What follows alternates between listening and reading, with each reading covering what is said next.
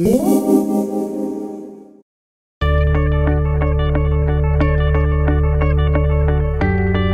an outsider looking in on Nintendo, sometimes it can feel like you're the victim of an increasingly bizarre and unfunny joke. If it's not the confusingly named and branded Wii U, then it's the baffling decision to name the latest 3DS iteration the New 3DS. Yet for all their oddities, there is something reassuringly predictable about Nintendo. Ever since the Game Boy, the Japanese games company have regularly released new updates to each of their portable games machines. And with sales of the 3DS starting to decline across the globe, it was only really a matter of time before Nintendo released another 3DS revision. Sure enough, the new 3DS has arrived right on cue, but with a 2DS and a 3DS XL already out there, does this poorly named third iteration do enough to warrant a purchase? Well, Nintendo fans, we're pleased to say that it does, and then some, as this latest 3DS offering is one of the most feature-packed handheld upgrades we've seen in a long while. While on first inspection the new 3DS doesn't look much different than your bog standard 3DS, dig a little deeper and you'll find there are actually a surprising amount of new hardware and software additions on offer here. While upgrades like the completely new CPU and vastly improved button layout are obviously welcome additions, there is one new feature here that really stands head and shoulders above the others. That is, of course, the new head tracking 3D technology. When the 3DS was first unveiled, many were left salivating at the prospect of a glasses-free 3D gaming experience. Yet, sadly, when the much anticipated DS successor finally landed in our hands, a disappointingly small viewing angle meant the system's 3D never really lived up to the technology's potential. The main problem with the 3DS and 3DS XL's 3D was that the smallest of bumps or head movements quickly reduced the effect to little more than a blurry mess, causing many gamers to ignore the system's main selling point entirely. Thankfully, the new 3DS makes these woes a thing of the past. Using the new 3DS's front-facing camera, the system tracks your head movements in order to keep that immersive stereoscopic depth squarely in focus. We tested this out on several train and bus journeys and actually found that the 3D held up very well, only really breaking if you lean your head drastically away from the camera. Unsurprisingly, no longer being dragged out of the 3D effect constantly works wonders for gamers in the system, giving titles like the brilliant Metal Gear Solid Snake Eater 3D a newly immersive lease of life. In fact, the head tracking tech is so good that we no longer play without the 3D slider turned up all the way to full, and that's something that we definitely couldn't say about our time with the old 3DS. The brilliant new 3D implementation isn't the only gameplay improving addition, however, with this new system finally giving us a right analog stick. Well, almost.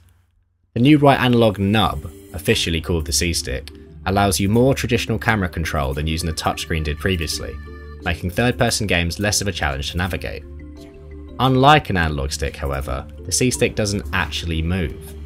Like the laptop nubs of old, it instead responds to your touch and makes small movements based on the position of your thumb. The downside to this is that you don't quite get the sense of control that you might have from a traditional analog stick. Still, having a dedicated nub devoted to camera control is a welcome addition regardless, even if it's not quite implemented in the way we would have wanted.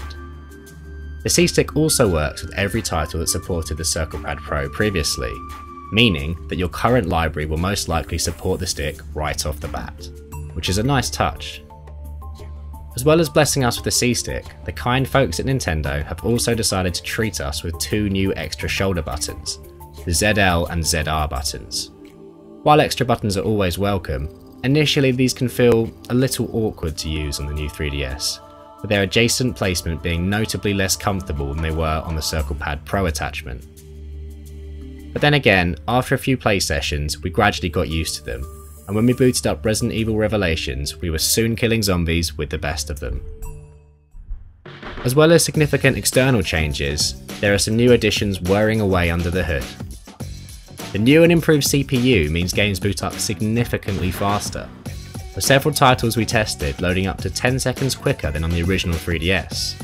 The improved chip also means that downloading games from the eShop and browsing the web are now far less painful experiences, even if perusing the eShop is still a fairly slow and sluggish process. If, like us, you're a big kid at heart, then this next new feature will be right up your alley. With Nintendo's unique take on the toy-to-life genre proving absurdly popular, it was inevitable really that the new 3DS would be compatible with Amiibo. and we're pleased to say that their transition to handheld is as smooth as you would have expected. The new built-in NFC reader allows users to scan in the sought-after figurines and edit and customise them on the fly, which is sure to please all those devoted Amiibo owners out there. The new 3DS also makes data transfer a bit easier, by letting gamers wirelessly connect to their home PC and easily transfer photos, music and video straight from your desktop right to your handheld. While not a major addition, anything that makes file transfer less of a chore is always welcome in our books, and it's an appreciated inclusion. As you have probably already noticed, aesthetically speaking, the new 3DS is very sleek. Its SNES-inspired buttons add a welcome hint of colour and personality to what otherwise could have been a dull and generic DS interior. And speaking of personality, one of the new 3DS's main selling points is that it offers something to please even the most fickle of Nintendo fanboys: removable faceplates. Instead of having to constantly shell out hundreds of pounds for the latest limited edition 3DS, you can now buy faceplates featuring various different designs for around £7, giving you the chance to pimp your new 3DS at will.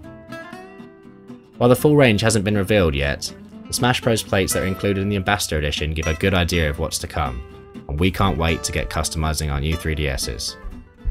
Sadly, for those who are holding out for the new 3DS XL, the faceplates are actually exclusive to the standard sized new 3DS, which is a baffling decision bound to annoy those who prefer the former's large screen.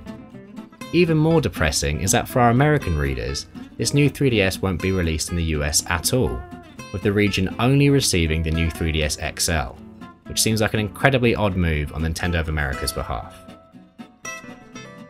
With Nintendo's true 3DS successor inevitably only a couple of years away, many may choose to wait it out and ignore this latest iteration entirely. But doing so would mean missing out on arguably Nintendo's finest ever handheld. While 2013's 2DS seemed like Nintendo's reluctant admission that they had failed with 3D gaming, the new 3DS sees Nintendo triumphantly bring stereoscopic 3D back into focus.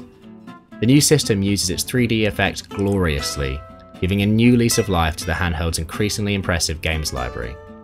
While the C-Stick isn't perfect, this is the ideal time for prospective 3DS owners to jump in, and also well worth the upgrade for those who carry their 3DS with them wherever they go. We have awarded the new 3DS 4 stars out of 5.